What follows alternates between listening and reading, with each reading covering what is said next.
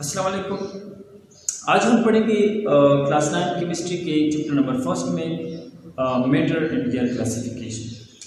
तो सबसे पहले चलते हैं मैटर की तरफ। मैटर को हम किस तरह डिफाइन कर सकते हैं?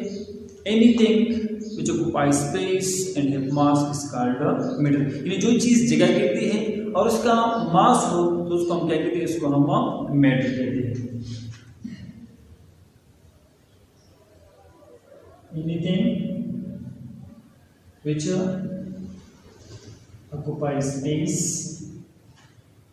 and have mass is called matter। यानी जो चीज जगह गिरती है और उसका मास हो तो उसको हम क्या कहते हैं? इसको हम मैटर कहते हैं। मसलन अगर हम देख ले ये मार्कर है, ये मैटर है। क्यों मैटर है? क्योंकि ये जगह भी गिरती है और उसका एक मतलब स्पेसिफिक मास भी होता है। फर्ज करें हमारे पास यहाँ पर जो भी चीज़ें, अगर आप खुद मतलब ह्यूमन बींग को ले तो जगह भी गिरती है और उसका मास भी होता है। तो इसका मतलब है कि दुनिया में जितनी भी चीज़ें हैं अगर वो स्पेस ऑक्युपाई करता है और उसका मास होता है तो उसको हम क्या कहते हैं? उसको हम मैटर कहते हैं। अगर हम फर्ज करें आपसे कोई बंदा पूछ ले कि दुनिया में तो कोई भी ऐसा चीज़ नहीं है जिसका मास नहीं हो, तो इसका मतलब है कि फिर एवरीथिंग इज मैटर। तो जाहिर है कुछ इस तरह चीज़ें भी होती है जिस तरह अगर मैं आपको कहता हूँ कि मुझे मतलब इस गाने का खुशबू मतलब जो आ जाता है, इसका खुशबू बहुत मतलब ज़बरदस्त खुशबू है। तो ये जो खुशबू होता है ये क्या इसका ना मास होता है और ना मतलब ये स्पेस ऑक्युपाई करता है। इसका मतलब ये कि जो खुशबू होता है या लव होता है या और भी ऐसी मतलब जो फीलिंग होती है, मतलब आज सर्दी है तो सर्दी, इसका मतलब है कि सर्दी का मतलब ना मास होता है और ना इसका कोई मतलब स्पेस ऑक्युपाई करता है। तो इस किस्म की चीज़ों को हम मैटर के मतलब कैटेगरीज में शामिल नहीं करते। तो मैटर की क्लासिफिकेशन में हम फिर क्या पढ़ेंगे? तो नेक्स्ट आता है classification of matter. Classification of matter. तो क्लासिफिकेशन में सबसे पहले हम पढ़ेंगे कि मैटर को हम दो हिस्सों में क्लासिफाई कर सकते हैं। पहले को हम कहते हैं प्योर मैटर और दूसरे को में हम कहते हैं इम्प्योर मैटर। तो चलते हैं सबसे पहले प्योर मैटर, जिसको हम क्या कहते हैं? सब्सटेंस भी कहते हैं। तो प्योर मैटर या इसको हम क्या कहते हैं? सब्सटेंस भी कहते हैं। अच्छा, तो प्योर मैटर को हम किस तरह डिफाइन कर सकते हैं यानी सब्सटेंस को और इम्प्योर मैटर? तो सबसे पहले प्योर मैटर या इसको ऑलरेडी मैं आपको बता चुका हूँ, इसको हम सब्सटेंस भी कह सकते हैं। अच्छा, तो जितने भी नेचुरली अकरिंग एलिमेंट और कंपाउंड होते हैं इसको हम क्या कहते हैं? इसको हम सब्सटेंस कहते हैं। फिर इसके बाद जो दूसरा जो मतलब हिस्सा है इसको हम कहते हैं इम्प्योर मैटर। इम्प्योर मैटर या इम्प्योर मैटर को हम मिक्सचर भी कह सकते हैं। इम्प्योर मैटर या मिक्सचर। तो क्लासिफिकेशन ऑफ मैटर में हम दो चीजें पढ़ेंगे। सबसे पहले प्योर मैटर यानी सब्सटेंस और फिर उसके बाद इम्प्योर मैटर यानी इसको हम मिक्सचर भी कहते हैं। इसको अगर हम मतलब सबसे पहले इसको हम इस तरह स्केच कर सकते हैं। ये है हमारे पास मैटर। इसको हम दो हिस्सों में डिवाइड कर सकते हैं। पहले वाले को हम कहते हैं प्योर मैटर और दूसरे वाले जो हिस्सा इसको हम कहते हैं इम्प्योर मैटर।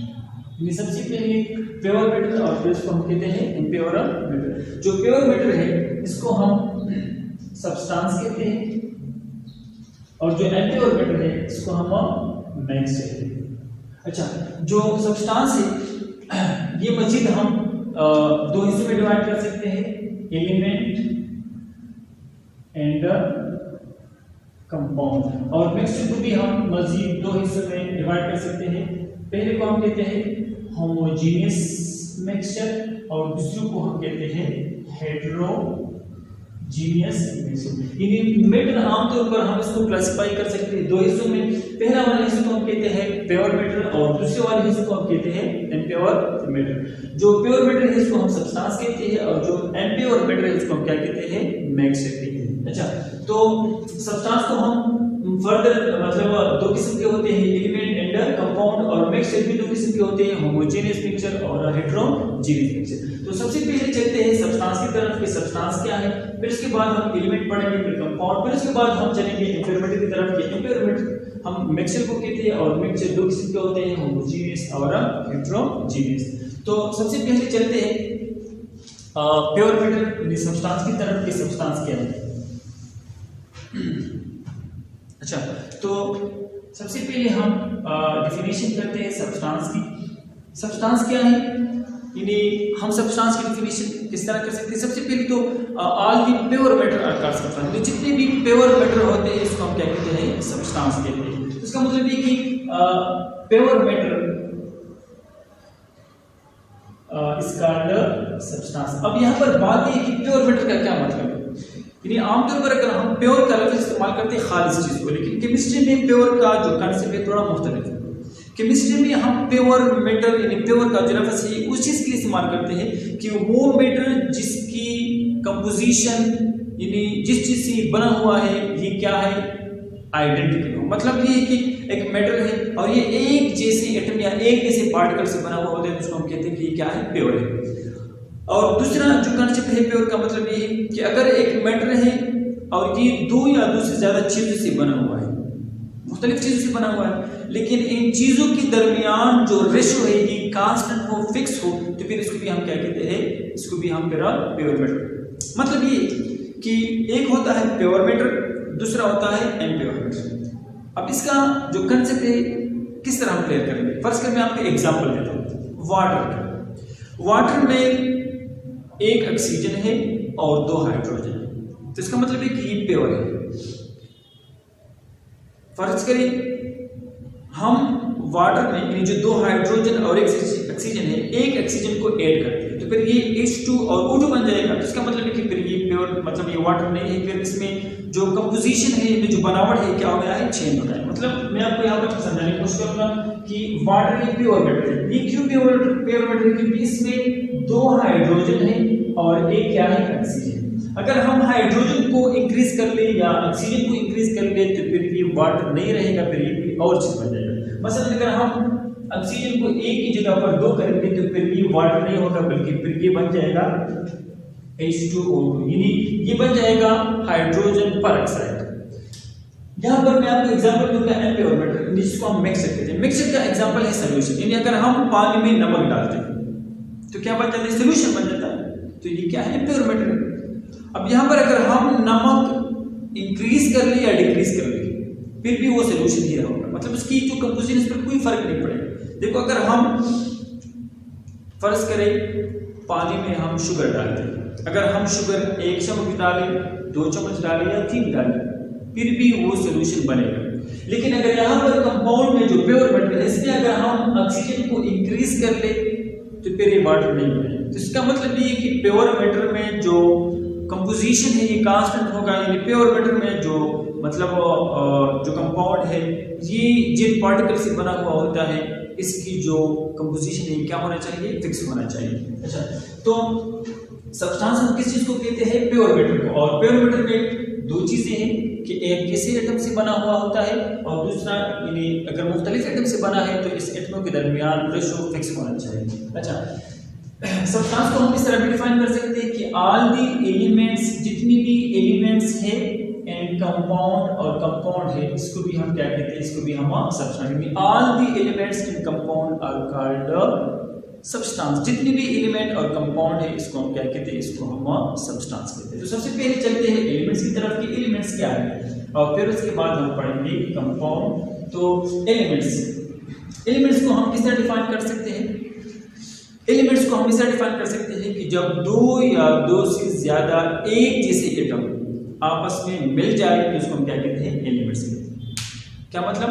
मतलब ये कि जब हम ढेर सारे आयरन को जमा कर लें, तो अगर हम 1000 आयरन एटम या 2000 आयरन एटम को आपस में जमा कर ले तो फिर ये क्या होगा? ये फिर एलिमेंट होगा। लेकिन अगर हम 2000 आयरन एटम के साथ सिर्फ एक हाइड्रोजन एटम कंबाइन कर ले तो फिर ये एलिमेंट नहीं होगा, बल्कि क्या होगा? फिर कंपाउंड होगा।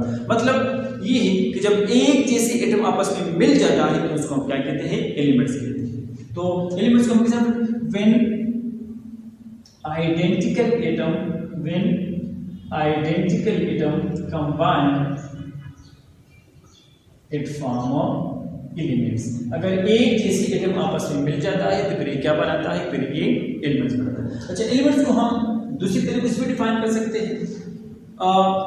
वो चीज यानी वो सब्सटेंस जिसको हम फर्दर मजीद सिंप्लीफाइड नहीं कर सकते, यानी जिसको हम मजीद सिंपल यूनिट में कन्वर्ट नहीं कर सकते, इसको हम क्या कहते हैं? इसको हम एलिमेंट्स कहते हैं। यानी एलिमेंट्स को हम इसे डिफाइन कर सकते हैं कि the substance or substance which cannot be